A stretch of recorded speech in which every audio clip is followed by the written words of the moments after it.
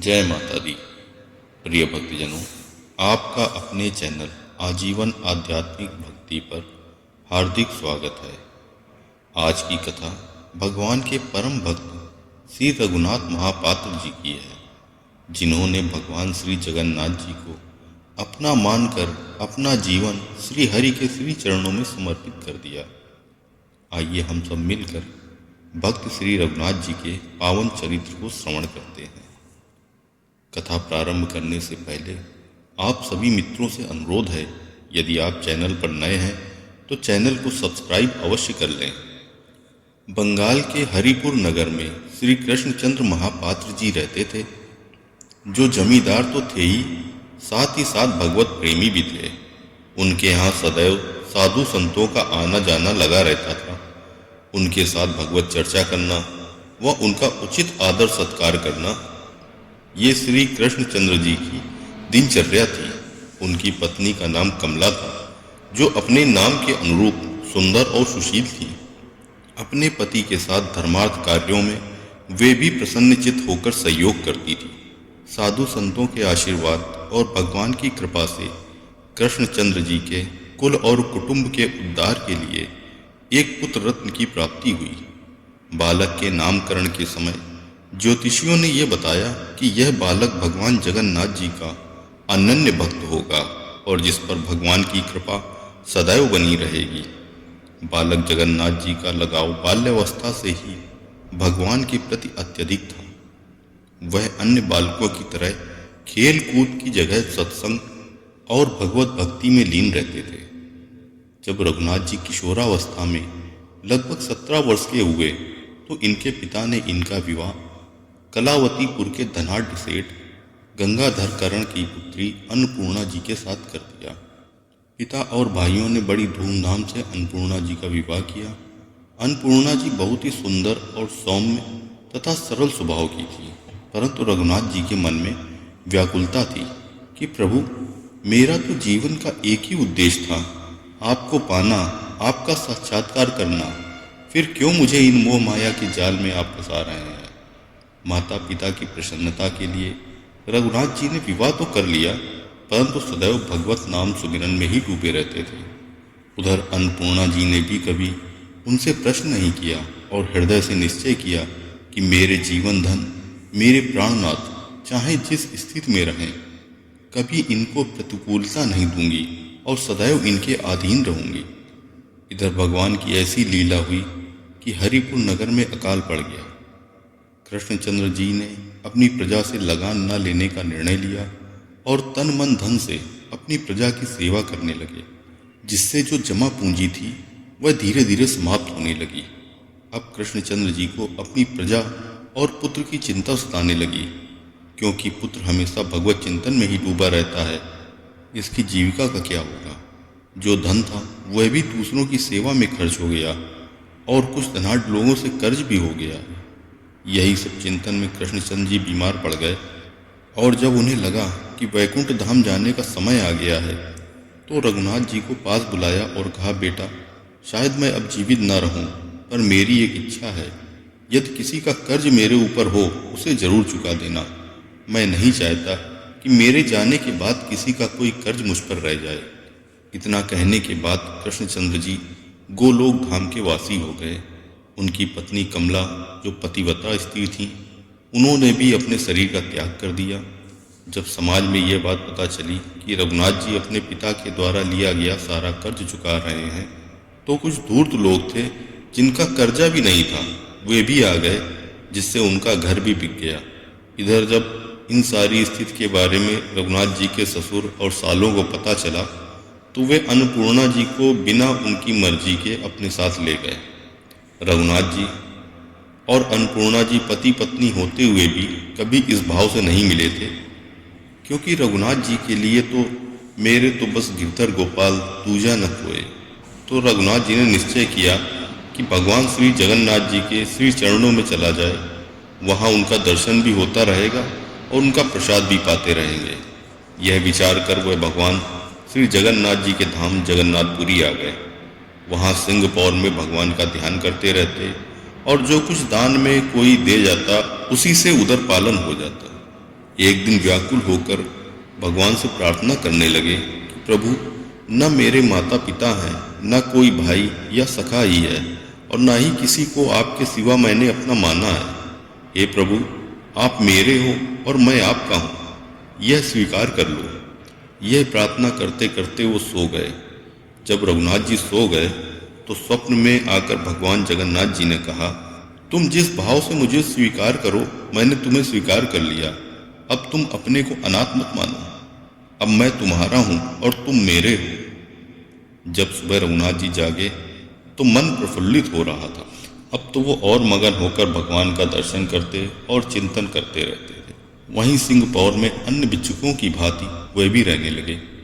इधर कलावतीपुर के कुछ लोगों ने जब रघुनाथ जी की यह दशा देखी तो जाकर रघुनाथ जी के ससुर गंगाधर को बताया। आपका जमाता जगन्नाथ जी के धाम में भिक्षुक की भांति फटे पुराने कपड़ों में सिंहपौर में रहता है। यह सुनकर उन्होंने अपने पुत्रों के साथ विचार विमर्श किया कि अन्नपूर्णा जी का विवाह कहीं और कर दिया जाए। अन्नपूर्णा जी के माँ बाप और भाई सभी एक मत थे। उन्होंने बिना अन्नपूर्णा जी की मर्जी जाने उनके विवाह के लिए वर की खोज शुरू कर दी।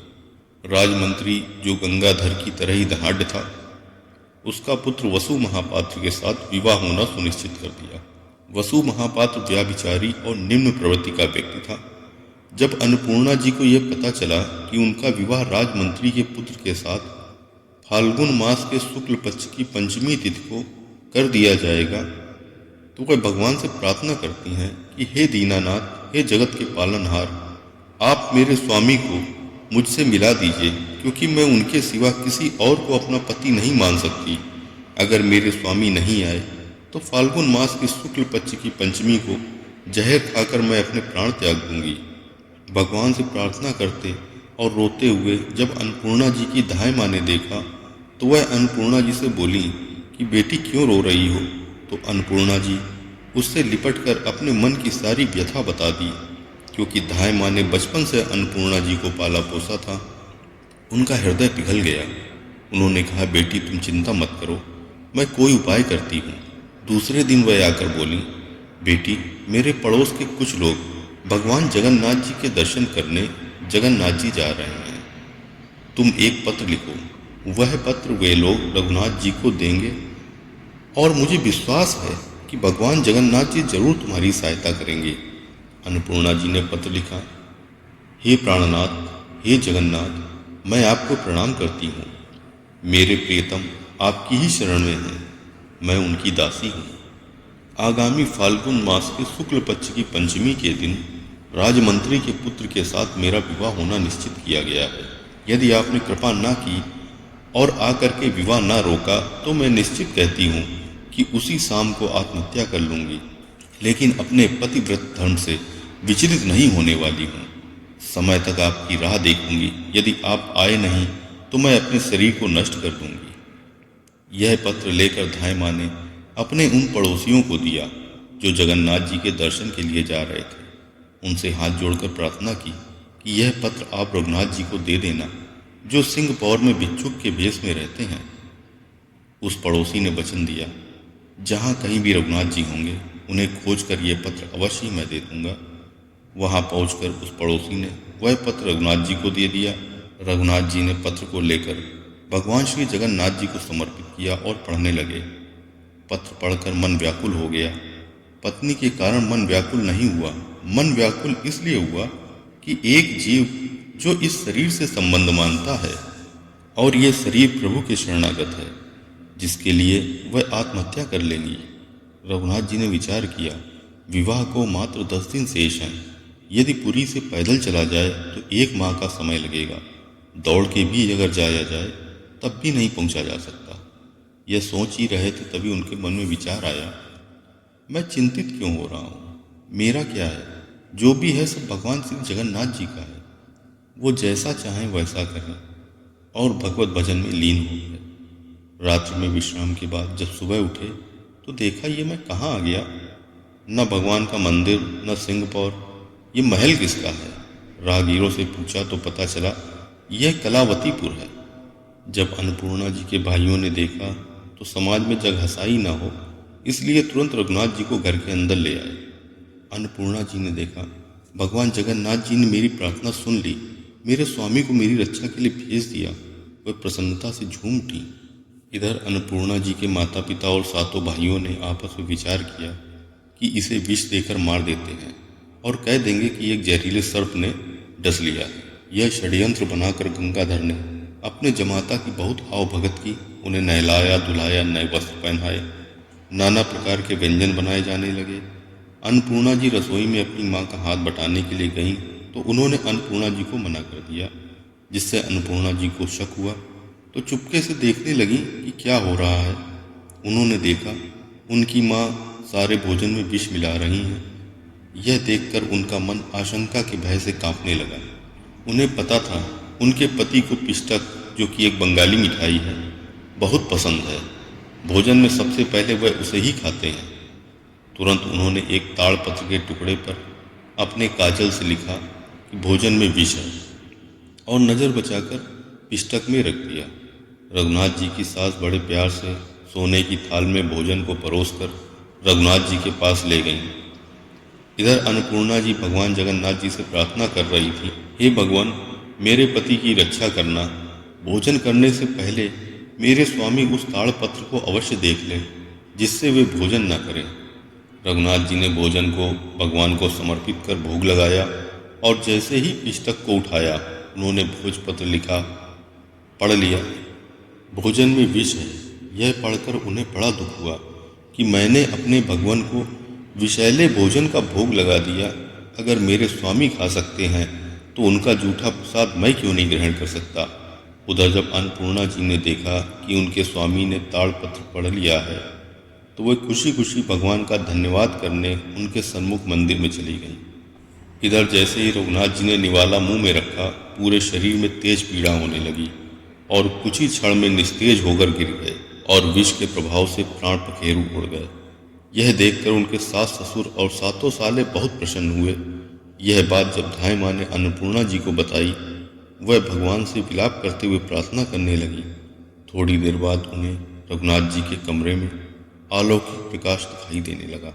वह दौड़कर जब कमरे में पहुंची तो देखा जगत के पालनहार अपने भक्त के सर को अपनी गोद में रखे सहला रहे हैं। अन्नपूर्णा जी अपलक भक्त वत्सल भगवान को एकटक निहार ही रही थी कि दूसरे पल भगवान अंतर्ध्यान हो गए और रघुनाथ जी उठकर बैठ गए, मानो नींद से जागे हों। प्रभु दर्शन पाकर अन्नपूर्णा जी आत्मविश्वास और असीम आनंद से दमक रही थी। सुबह उठकर जब रघुनाथ जी के सास ससुर और सालों ने देखा कि रघुनाथ जी जीवित हैं तो वह डर के मारे उनके चरणों में गिर गए और क्षमा मांगने लगे। तो रघुनाथ जी ने कहा, इसमें तुम्हारा कोई दोष नहीं है। हो सकता है मैंने ही किसी जन्म में किसी को विष दिया होगा, जिसके दंड स्वरूप मुझे ये कष्ट भोगना पड़ रहा है। अतः अब आप लोग मेरी पत्नी को मेरे साथ जाने की अनुमति दें। अन्नपूर्णा के माँ बाप और भाइयों ने अन्नपूर्णा जी को समझाने की बहुत कोशिश की, परंतु अन्नपूर्णा जी ने उनकी एक न मानी और अपने स्वामी के साथ जगन्नाथपुरी की ओर चल दी। जब इन दुष्टों ने देखा रघुनाथ जी और अन्नपूर्णा जी जा रहे हैं तो राजमंत्री के पुत्र से कहा, तुम्हारी होने वाली पत्नी को एक भिखारी लिए जा रहा है, उसे मारकर अन्नपूर्णा को ले आओ। बसु ने अपने साथ कई सैनिकों को लेकर घोड़े पर बैठकर रघुनाथ जी को मारने के लिए चल दिया। उधर अन्नपूर्णा जी ने जब देखा कि उनके पीछे राज सैनिक आ रहे हैं तो वह रघुनाथ जी से कहने लगी कि स्वामी, ये राजमंत्री का पुत्र वसु है और अपने सैनिकों के साथ हमारी ओर ही आ रहा है। अब इससे रक्षा कैसे होगी।